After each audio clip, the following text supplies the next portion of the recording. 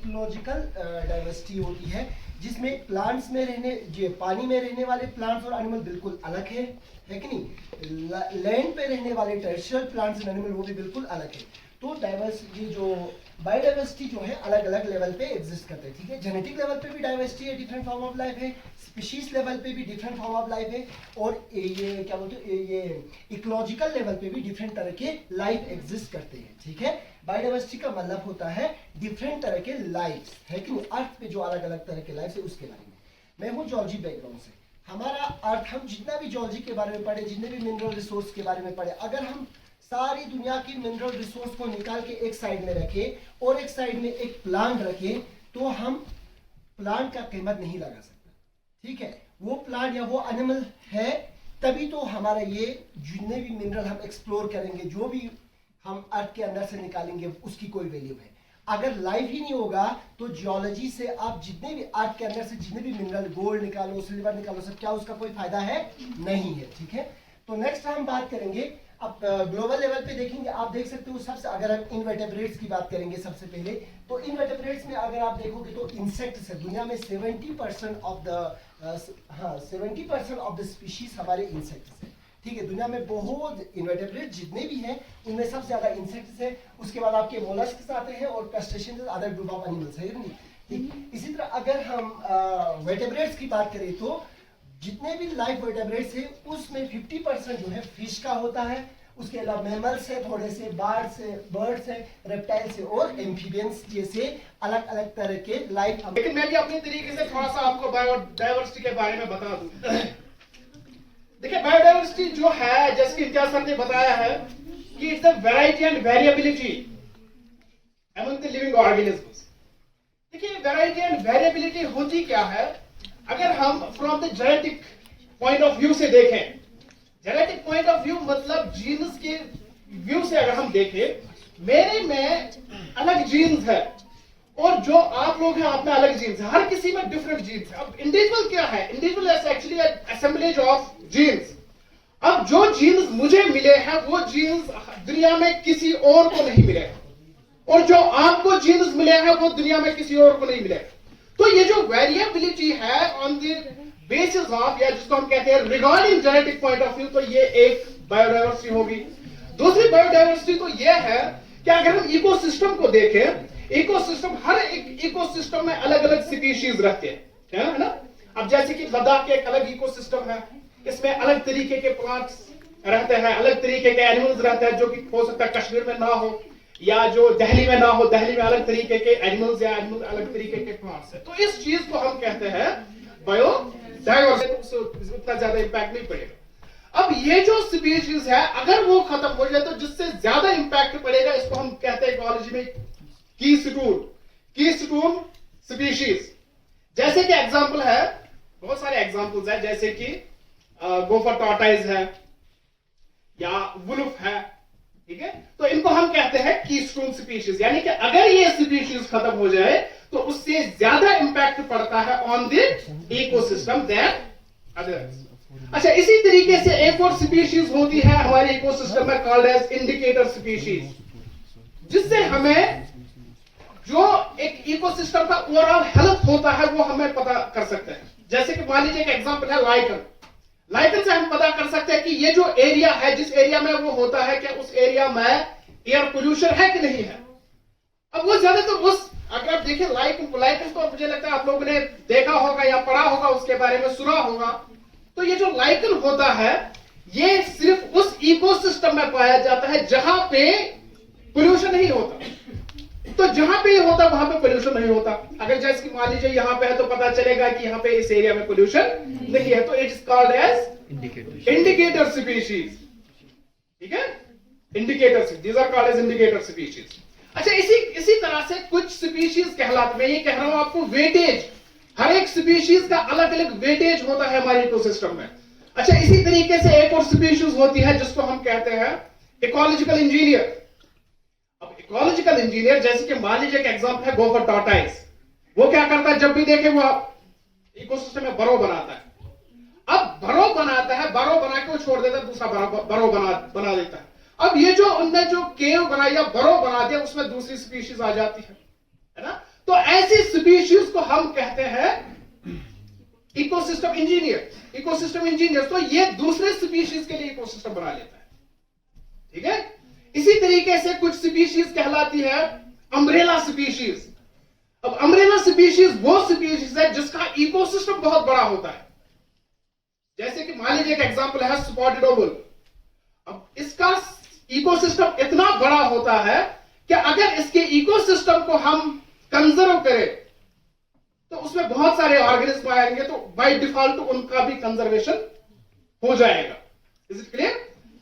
अच्छा, ये जो आजकल जो बात चल रही है, ये जो इकोसिस्टम खत्म हो जाता है या स्पीशीज जो है, जैसे कि हम बायोडाइवर्सिटी खत्म हो रही है, ये बात आपको पता होनी चाहिए कि थ्रू आउट, जब से ये दुनिया बनी है, जब से ये अर्थ वजूद में आई है, तब से लेकर आज तक कितने मास एक्सटिंक्शंस हुए हैं? कितने, कोई बता सकता है मुझे? 5। जिसके ऑर्डोविशियन पीरियड में, पर्मियन पीरियड में, डेवोनियन पीरियड में, तो कुल मिलाकर 5 मास एक्सटिंक्शंस हुए हैं। तो ये जो मास एक्सटिंक्शन, इनका रीजन था कभी वॉल्केनिक इरप्शन की वजह से मास एक्सटिंक्शन बहुत सारे ऑर्गेनिज्म जो उनकी डेथ हो गई है, ठीक है। अब बाय डिफॉल्ट, बाय नेचुरली होता है ये।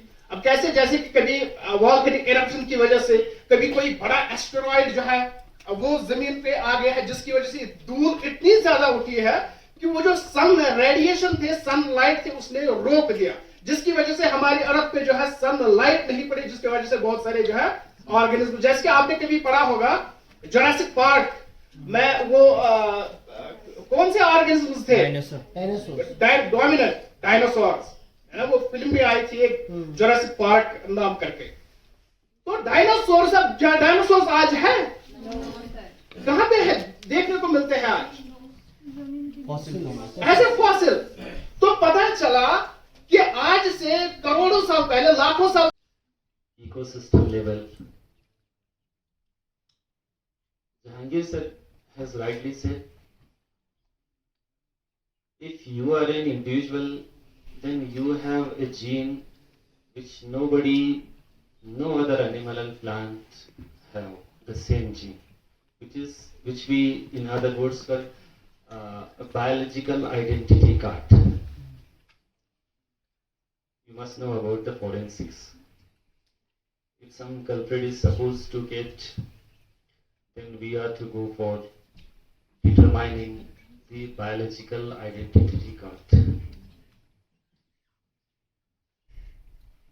Why we are supposed to observe the biodiversity, and what is variety and what is variability?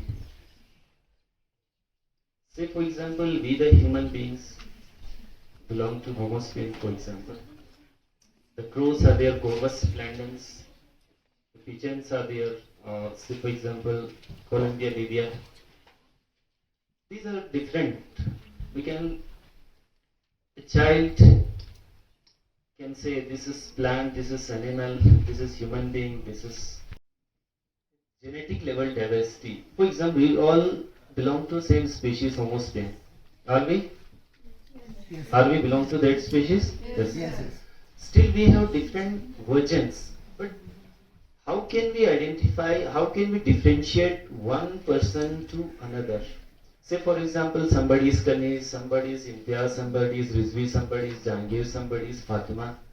We can easily differentiate on the basis of this superficial. You need not to go at the genetic level. You can differentiate on the superficial by face. कर सकते हैं कि नहीं? Can't we differentiate? Yes, of course we can. Why? This is the variability. What actually you are possessing the genes, it is expressing in the form of color, in the form of texture, in the form of hairs. You have curly hairs, you have fair complexioned skin, you have black beard. Say for example, Mongolites are there, Kutchites are there, Negroids are there. These are belong to same species, but they have different variability. Variability, yes, of course, because of different genetic makeup they are possessing. So why we are observing the biodiversity? What is the need of observing biodiversity? I'm not going into the thick of things because Rizvi sir has deeply explained the conservation, ex situ, in situ conservation and all that. I just talk to you why we are observing this. Okay. Can anybody? शाबाश, क्यों observe कर रहे हैं? What's the fun of assembling here and wasting your time? Otherwise, you are supposed to go for your preparations for the forthcoming exam. Must be there. Why? क्यों कर रहे हैं? Because, as already said, the concern of biodiversity is not for the botany department, not for the zoology department, not for the environmental science department and other particular department. As presently, if we are living here, we are directly or indirectly connected, we are directly or indirectly depend on the biological diversity. Say for example, Jahangir sir has said, there are species pollution indicator species, say for example lichens here, the combination of this fungi and algae are there. It's a pollution indicator species. Can you find any lichens there near you? Yes or no? Yes, sir. देखा है किसी ने? Yes, sir. Yes. And I told you in a previous class, especially to second semester students, in a period of 2 or 3 or 4 years, you can't see the lichens along the roads because it shows the absence of the lichens, shows the absence of hydrocarbons and sulfur. Of course, these are pollutants, but we are generalizedly we can say the pollution indicators, but very precisely we can say the absence of hydrocarbon and sulfur oxides actually the reason for presence or absence of species, especially lichens are there. कल को हमें यहाँ पे तो रहना है नहीं, हमारा असली सवाल जवाब कहाँ पे होगा? ऊपर ही होगा। और ऊपर आपसे सबसे पहले यही पूछा जाएगा, देखो पूरी दुनिया जो है ना, ये चीज आप हर कोई चीज जी की आपको बता रहा था कि देखिए द्रास की बायोडाइवर्सिटी जो है, यहाँ के झरने दिन ब दिन कम होते जा रहे हैं, यहाँ के जो झरने हैं ना वो दिन ब दिन सूख रहा है, यहाँ के प्लांट्स क्रिटिकली इंडेंजर्ड फिर एक्सटिंक्ट कर जा रहे हैं। आपसे हो सकता है पूछा जाए, बताओ आपका क्या कंट्रीब्यूशन है इसको बचाने के लिए? अगर वाकई में अगर आपने कुछ करा हो, यहाँ पे थीम ये साल be part of the plan. इसके लिए जरूरी नहीं कि कोई प्लान गवर्नमेंट लागू किया और आप उसमें एक्टिवली पार्टिसिपेट करें। मैंने पहले ही बताया, आप अपने से सोचिए। सज्जाद साहब ने आपको बहुत अच्छे से ब्रीफ करा, जहांगीर सर ने, रिजवी सर ने पूरा आप लोगों को एक चार्ट के माध्यम से, सज्जाद सर ने तो आप लोगों को पूरे एकदम से ब्रीफ में बता दिया कि इम्पोर्टेंस क्या है। तो मैं उम्मीद करता हूँ आप सब लोगों से कि अब नहीं तो कभी नहीं। तो मुझे उम्मीद है कि ये जो प्रोग्राम जो है ना आप लोगों के लिए बहुत ही यूजफुल रहा होगा। So now at the last I would like to request ma'am Kaneez, please come on guys. Assalamu alaikum everyone. It has been an honor to be the part of this wonderful program. I would like to extend my heartfelt gratitude to our esteemed speakers. First of all, I would like to thank Rizvi sir, Department of Geology. He explained it in a very simple way. He explained it, the relationships between various animals in this ecosystem. I would like to thank Dr. Jahangir. He demonstrate, he elucidate the importance of biodiversity in our life. Lastly, I would like to thank Sajjad sir, Department of Environmental Science. He nicely explained with a very wonderful and very enlightened examples. He explained the relationship between the plants and the human beings, the essential role of plants in our life. Okay, finally, I would like to thank all the participants. Special thanks to the organizing committee, the faculty member of all faculty member of science department for organizing such a fruitful, wonderful event. Thank you one and all. Thank you so much.